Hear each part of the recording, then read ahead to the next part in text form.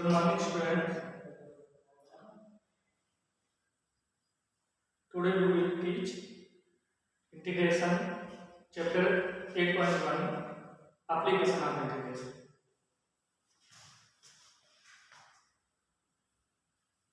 Chapter 8. Chapter's name application of integration.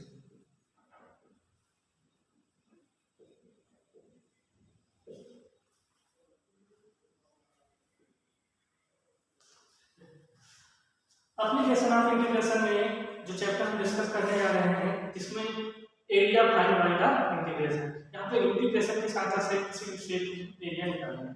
हम लोग 9th 8th 7th कई लोअर क्लासेस से ही एरिया फाइंड करना सीखते हैं, लेकिन वहाँ पे जो हम एरिया फाइंड करते हैं वो एक रेगुलर शेप जैसे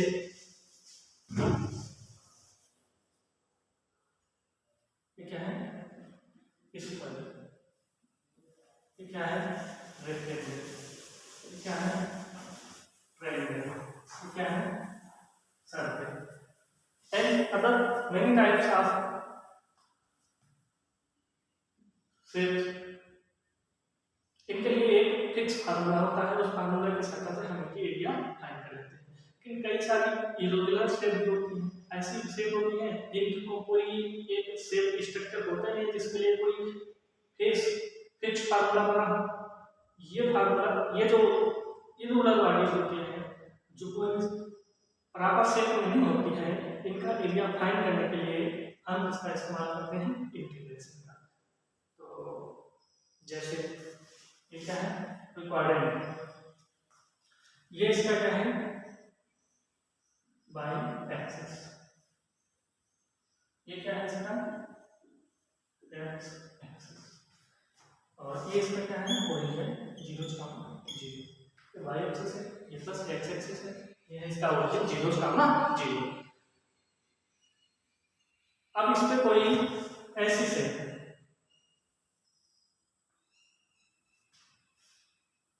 लाइक दिस टाइप। अब इसका कोई प्रॉपर शेप नहीं है, ना इसका कोई प्रॉपर फार्मूला है, और इस पे बोलता है फाइंड एरिया x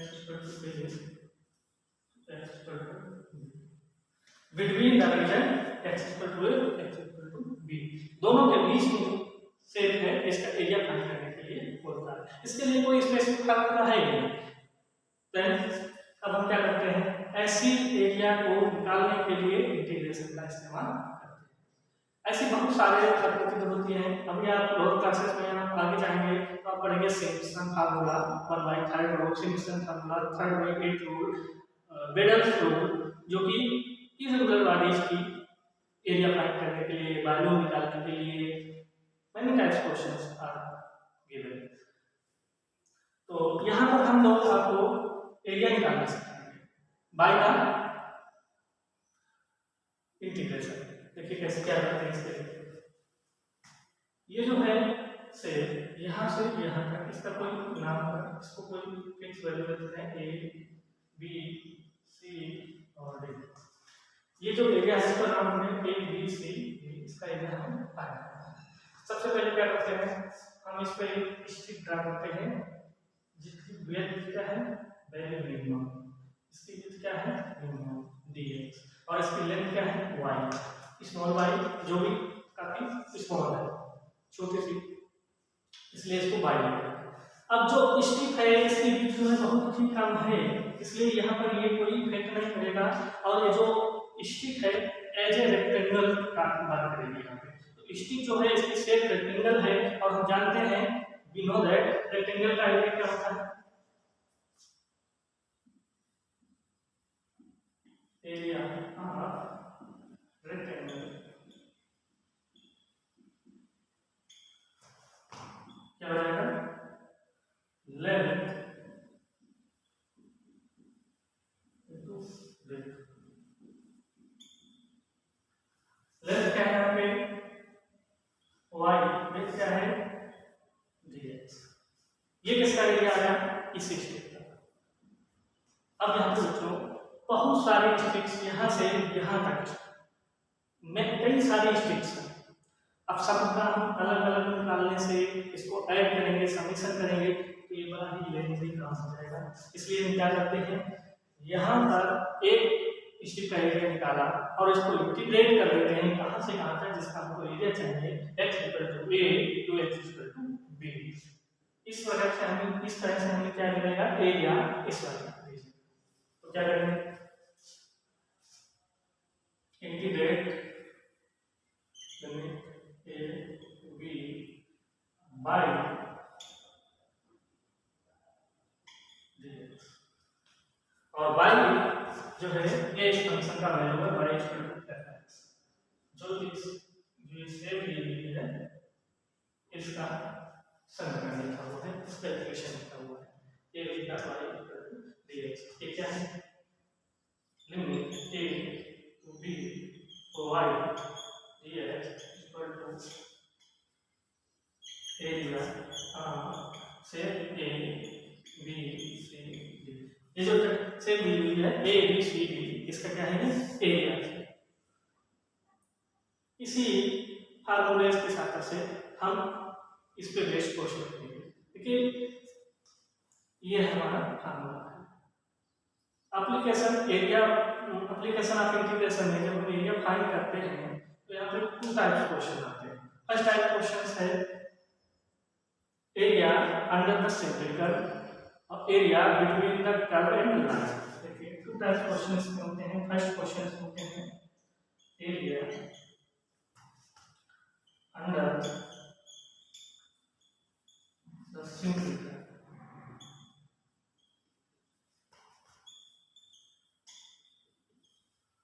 और सेकेंड टाइप क्वेश्चन होते हैं area between the curve and line.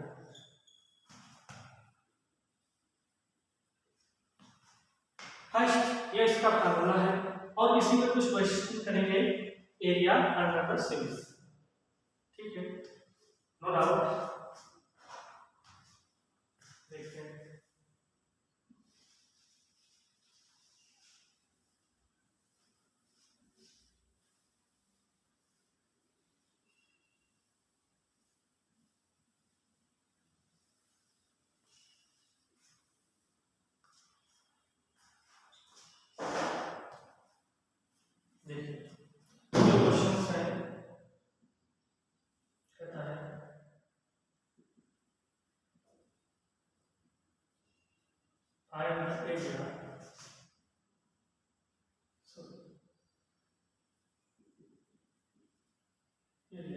आपका curve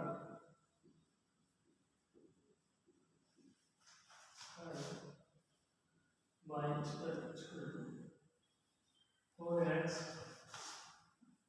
between the area between the region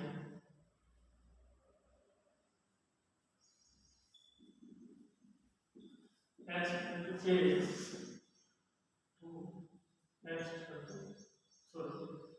4 = 1।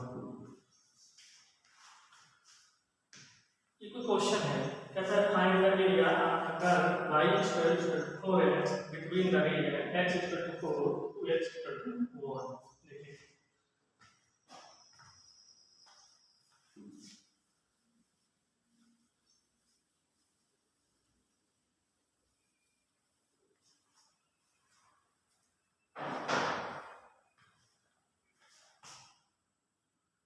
ऐसा हम ये देखेंगे जो ये इक्वेशन लिखी हुई है इसका हम ग्राफ का, ये हम पढ़ चुके हैं, नहीं पढ़े हैं तो आज पढ़ेंगे।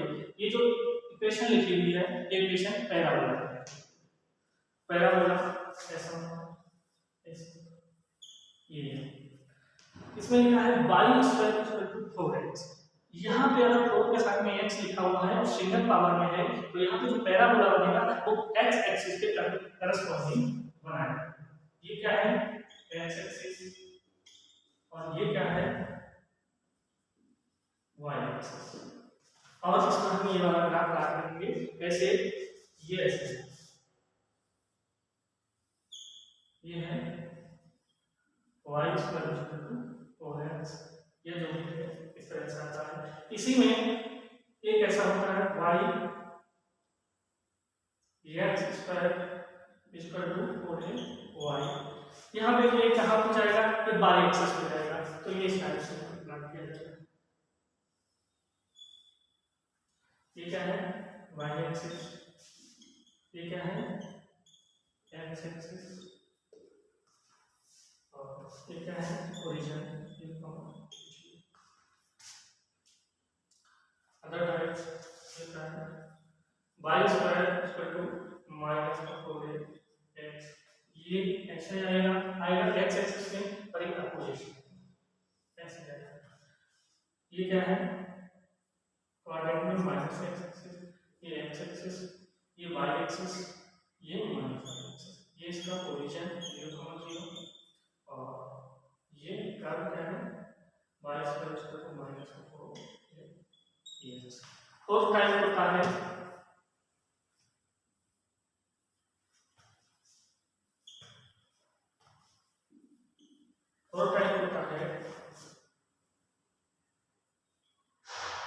X square equal to minus, यहाँ पे ये बाई के कॉरस्पॉन्डिंग बनाया जाएगा, बट ये कहाँ पे आएगा अपोजिट साइड में, ये plus y axis minus y axis minus x axis plus x axis, और इसका ओरिजिन 0,0। ये फोर टाइप्स के क्या होते हैं पैराबोला। ये इसकी इक्वेशन याद आप लोगों को याद होनी चाहिए, आप लोगों को लर्न होनी चाहिए, और इसकी ये इसकी स्लेट होती है ये आप लोग ध्यान रखेंगे, और जब भी ये इक्वेशन आएगी तो हम इसे बनाएंगे। आप लोग नोट कर लीजिएगा और बनाना चाहिए बनाना। ये ठीक है, इसको हम करते हैं।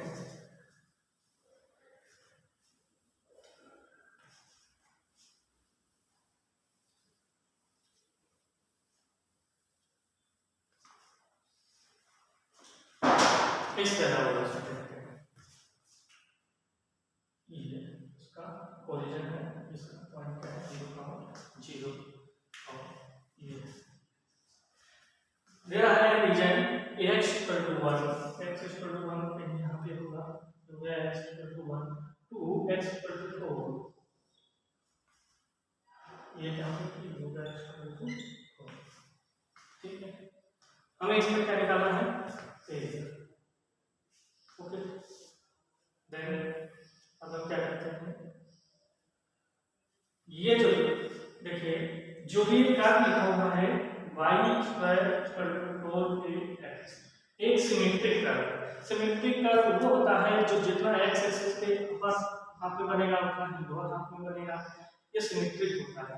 ये हम कैसे पता करते हैं, ये हम x इक्वल टू 0 पुट करें इस इक्वेशन में, आपको y का वैल्यू क्या मिलता है 0, इससे हमें पता चलता है कि जो दिया गया कर्व है y स्क्वायर पे कैसा है, y square equal to 4x से एक सिमेट्रिक कर्व है।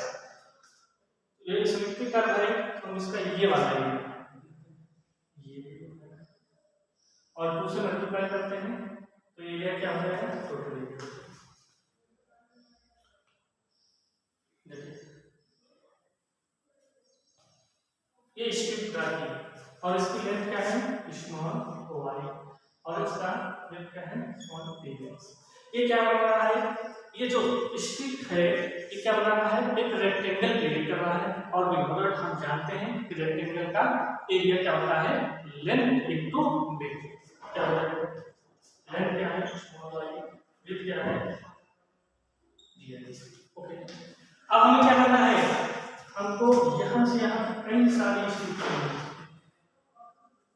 अब इनको एक बार निकालें दूसरा फिर निकालें सबको समेशन करें ऐड करें, ऐसा ना करने की वजह हम क्या करते हैं इसको इंटीग्रेट कर देते हैं, और जहां तक हमको रीजन चाहिए वहां से क्या हो जाएगा इंटीग्रेट 1 ठीक है, ये इसका नाम है a b c d,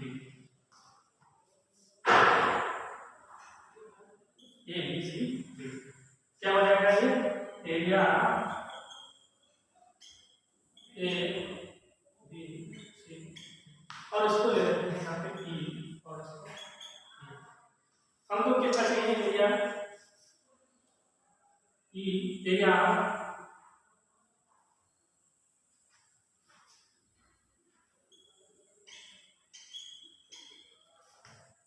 E F B और सी ये क्या हो जाएगा ये 2 times of area A B C इसका एरिया क्या है 2 टाइम्स ऑफ 1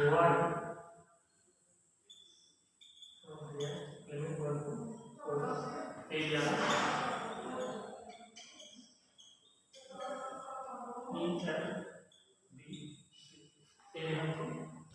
इसका फार्मूला देखिए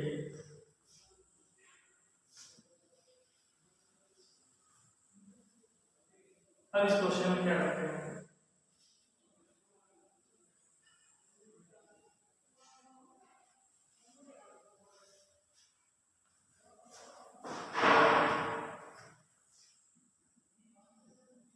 area E F B C equal to 2 में 1 to 4 y का वैल्यू क्या है y equal to under root 4 x इसका वैल्यू क्या हो जाएगा 2 under root x value put कर देते हैं यहाँ पर y लिमिट 1 to 4 यहाँ पर 2 वैल्यू इसका क्या है 2 अंडर रूट x इस 2 को बाहर देते हैं हो जाएगा 4 limit 1 to 4 x power 1 by 2 dx इसको क्या हो जाएगा 4 और इसका इंटीग्रेशन करेंगे तो 3 by 2 और 3 by 2 लिमिट 1 से 4